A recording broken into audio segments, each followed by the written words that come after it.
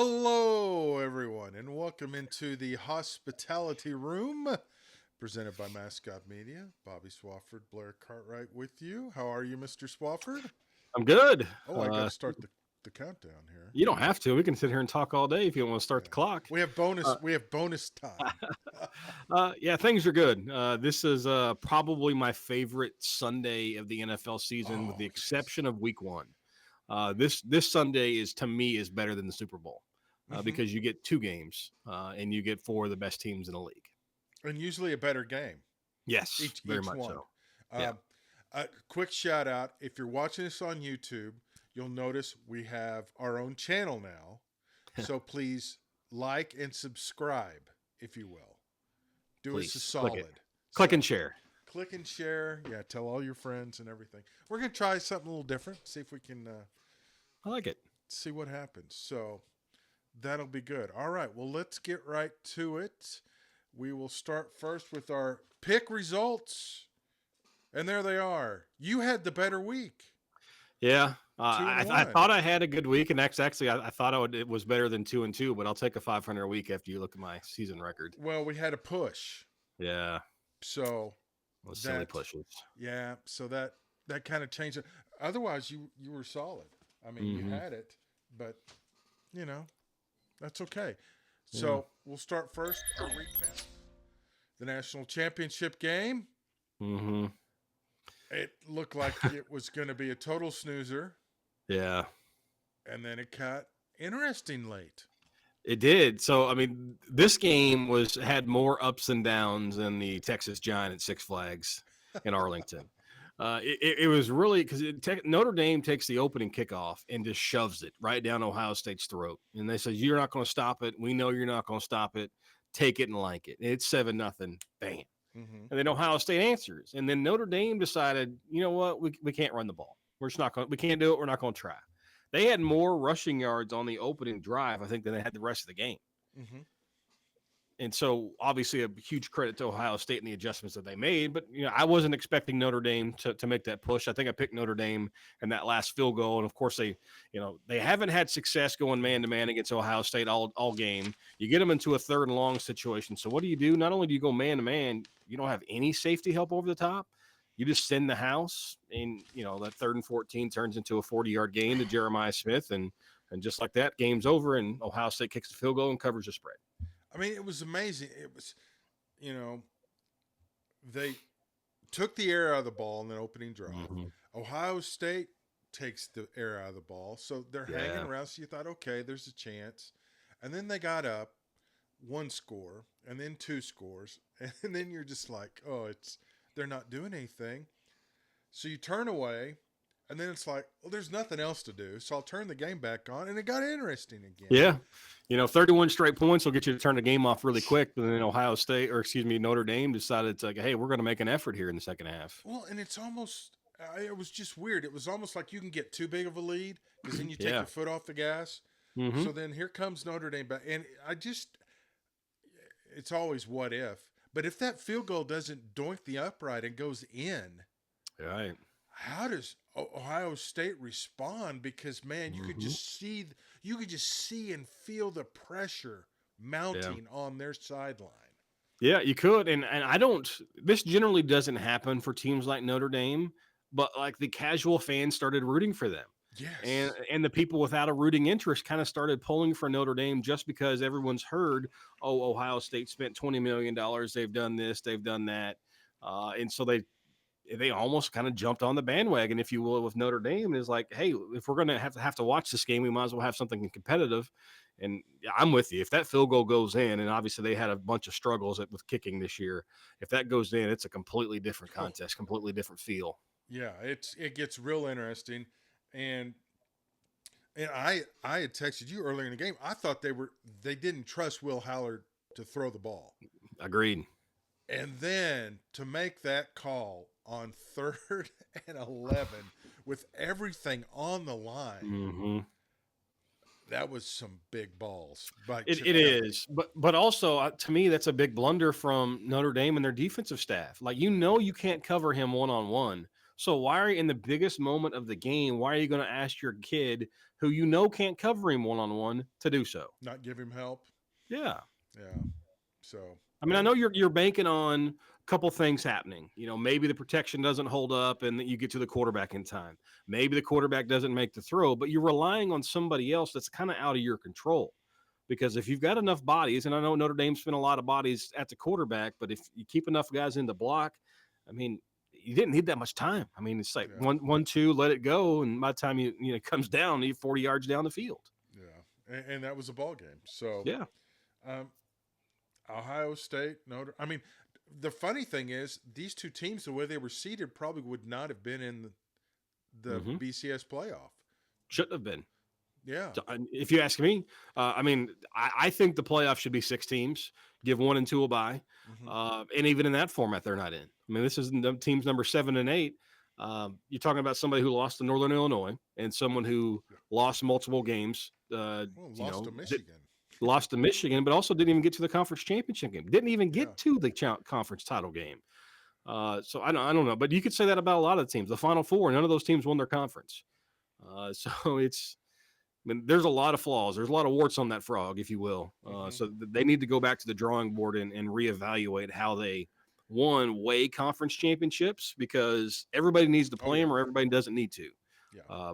Because I saw the final rankings, and Texas is sitting there playing 16 games and somebody else played 13.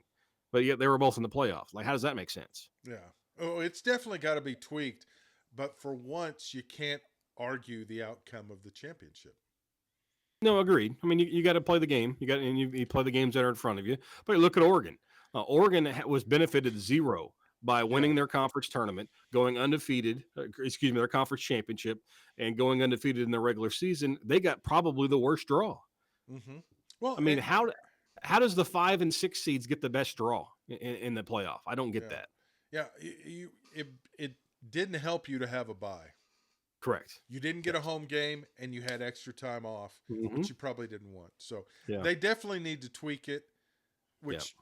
But then the question is, how soon can they tweak it? So it's college football, so it'll probably be 40 years. So moving on to NFL.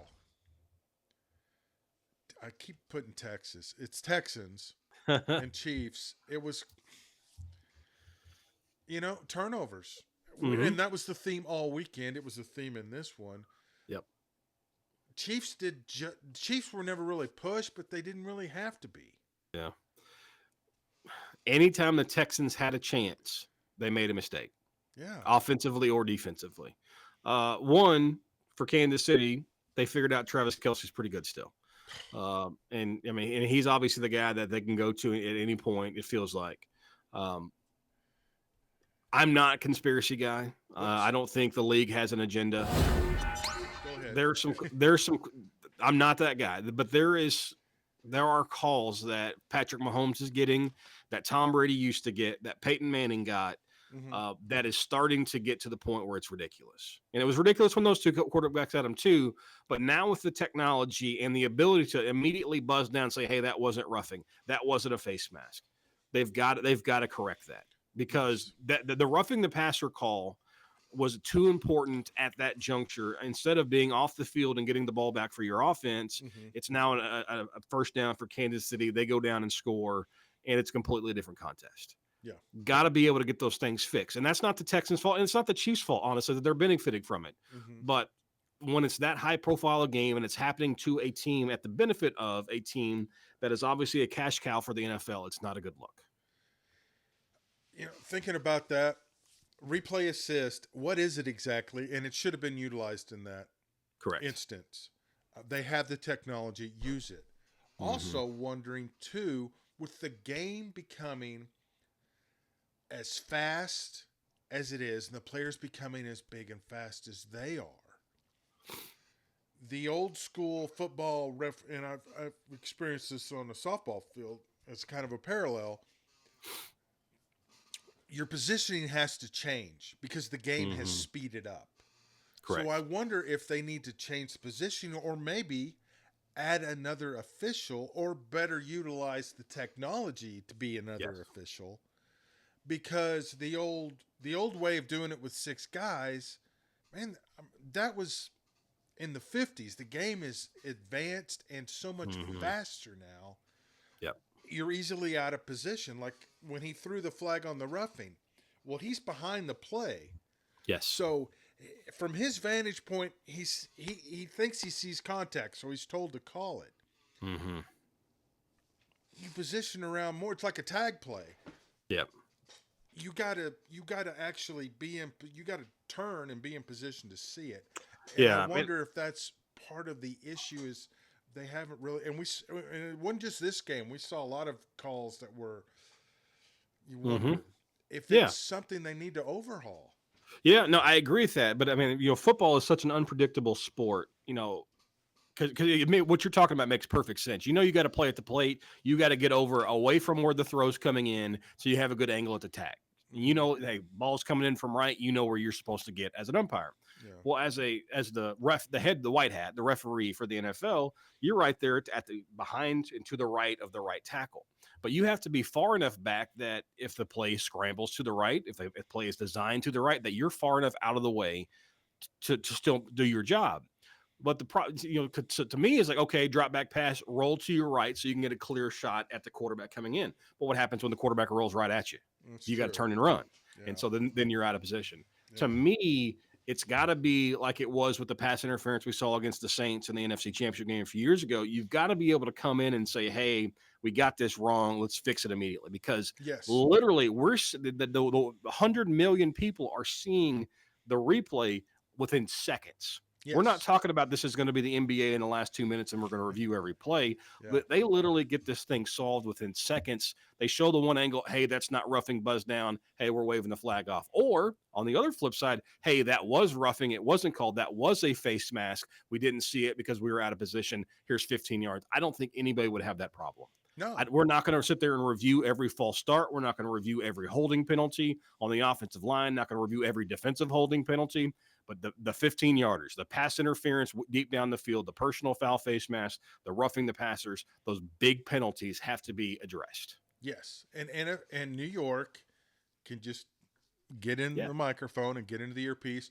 Unlike college football, they don't trot out the goofy monitor and all that stuff. Correct. Yeah, they could easily fix that. Mm-hmm. So yeah, so but really that's all there was to talk about with that Yeah. game. This game, holy cow, Yeah. Jaden Daniels. Yeah. I mean, It's there's a two rookie. things that immediately jump out at you. One, Jaden Daniels. Wow. Dan Quinn. Wow. I mean, what a turnaround. And it shows that when you overhaul a franchise and starting at the top with the owner, things can turn around in a hurry if you make the right decisions. And granted, Jaden Daniels fell in their lap because the Bears were convinced Caleb Williams was going to be the next Johnny Unitas or whoever, Jay Cutler, whatever you want to, however you want to talk about him. And Jaden Daniels, who won the Heisman, had one of the greatest years of college quarterbacks ever seen, fell in their lap at number 2. Mm-hmm. But they go out and they get an Austin Eckler for this exact reason. A guy who a young quarterback can rely on. I don't have to force it down the field, check it down. Were we expecting Detroit to go out there and commit 5 turnovers? No. Did it benefit the 2/3 of the Detroit starting defense is on IR? Certainly. But I don't think you can take any of that away from what the Commanders have done this year. It's completely, just utterly shocking and impressive of how good they looked last week. They don't have superstars, but they have guys that fit and play together. Yeah. And it was just the moment. We've never seen a rookie quarterback like this. Yeah, agreed. The moment is not too big for him. I mean, to go into Detroit, yeah, unbelievable. So kudos to him. Then the snow game on Sunday. Mm-hmm. Saquon made the difference, but man, the Rams late. Yeah. Made it very interesting. There was a stretch of 8 to 12 plays in that game where the Rams got back into it, had a chance to go down and take the lead, and Philadelphia's front 4 took over. Yeah. Stafford had no chance. They couldn't protect him. They were sending a couple of additional blitzers. Every pass was getting knocked down, or he was getting knocked down and had to throw it away. That was the difference in the game. To me, I don't know if you're a Philadelphia Eagles fan, that you walked out of that game feeling good about your chances to win another one, because their passing game is atrocious. Mm-hmm. It's almost non-existent. Because, and the reason I get to it, and we're going to talk about it with the Bills Ravens, when you're so good in one area and a team finally says, oh, you know what, this area is not going to beat us. A team that's going to say Washington, who's already beaten Philadelphia once this year. Remember, Yep. if they put 8 in the box and say, you know what, Jalen Hurts, you have to beat us. AJ Brown, Devontae Smith, you're going to have to win a one-on-one matchup. Mm. Can Philadelphia do it? I don't know that they can. Yeah. Yeah, no, I agree. It's the Eagles. They're kind of like the Chiefs. They're doing just enough to get by. It's not sexy. It's not pretty. Yeah. But that's a really good comparison. I mean, you're talking about, that's obviously 2 of the top 3 teams in the NFL with those one you're talking about. Obviously, 1 seed and a 2 seed on the other side. But also this is kind of the monster that they built. Obviously, Kansas City is who they are, and Philadelphia's been in the Super Bowl a couple times the last 5-6 years. You got to feed the beast, and when you don't win pretty, people try to find ways to pick you apart, even though you're still winning. Yeah, and that brings us to probably one of the best games of the year. Yeah. Ravens, Bills. I mean, just it was incredible. And again, turnovers played a huge part. Yep. And it looked over, and everybody's like, it's playoff Lamar, and then he leads them right down the field. Right down the field. And you're just like, holy cow. Yeah, I'll raise my hand. I'm guilty. I texted you that. Playoff Lamar. Well, and then it was early. And it was early. Yeah. That interception he threw in the first half, the receiver wasn't even on the screen. Yeah, it was bad. I mean, it was bad. But playoff Lamar showed up for at least 2 quarters, maybe 2.5. Yeah. And you can't do that when you're playing against good opposing quarterbacks, because you can make the argument that Buffalo did not play well. No, it was. It was there. Yeah. And then once again, you just feel like the Ravens got away from their identity of running the ball. Where was Justice Hill? Where was Lamar on the runs? Where was Henry? Derrick Henry, yeah. I mean, it was just like when they got down double digits all year, and then you give up on it. Yeah, when they got down double digits, it felt like they changed their entire MO. They're like, you know what? We've gotten to this point by being the best rushing team, top 2 rushing team, maybe along with Philadelphia in the entire NFL. And we're down 10 points with 30 minutes plus left in the game, but we're going to change everything we've absolutely done without our best receiver, Zay Flowers. Yeah, 2 years in a row. So, and then they go right down the field, and you're like, if Andrews catches that, don't you feel the Ravens win that game in overtime? Maybe. At least they had all the momentum at that point. They did. They still had Josh Allen. I mean, you as the Chiefs guy know that Josh Allen doesn't need a whole lot of time to march it down the field. Sure. But I'm with you. If he catches that pass, and my gosh, have you seen a worse playoff performance than what Mark Andrews put up on Sunday? It was brutal. If you have, I haven't seen any. You feel like Baltimore's got a really, really good chance of winning that game. There's no doubt. Well, then it comes down to a coin flip. Yeah. I mean,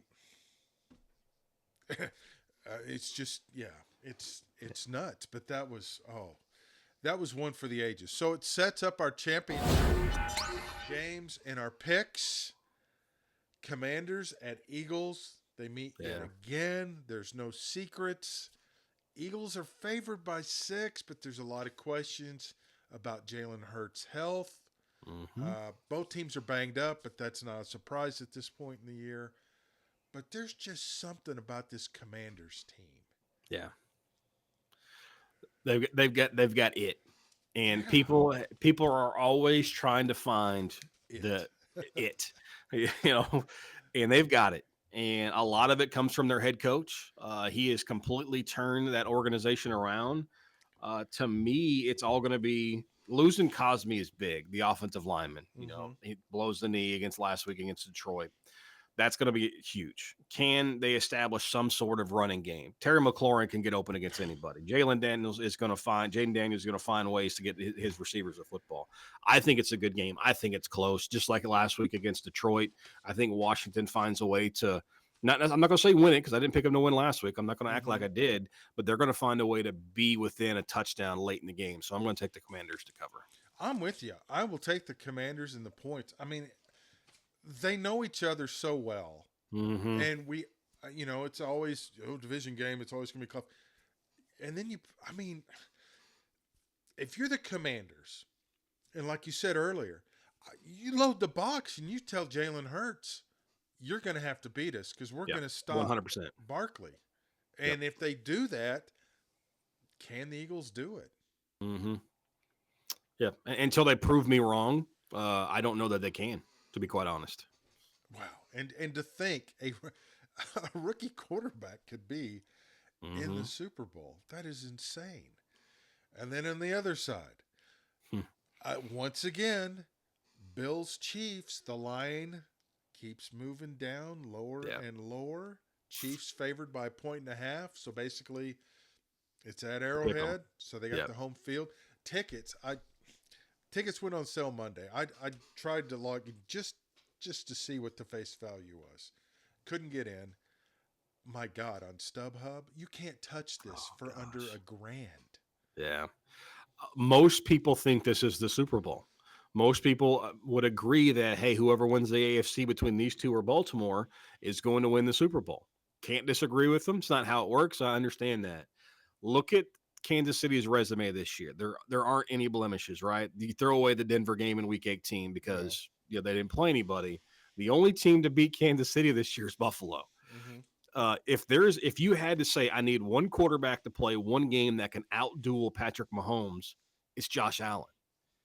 Neither one of these quarterbacks have really decent weapons at all. I mean, Mahomes has Yeah. got Kelsey. Honestly, Buffalo's best weapon is a running back in James Cook.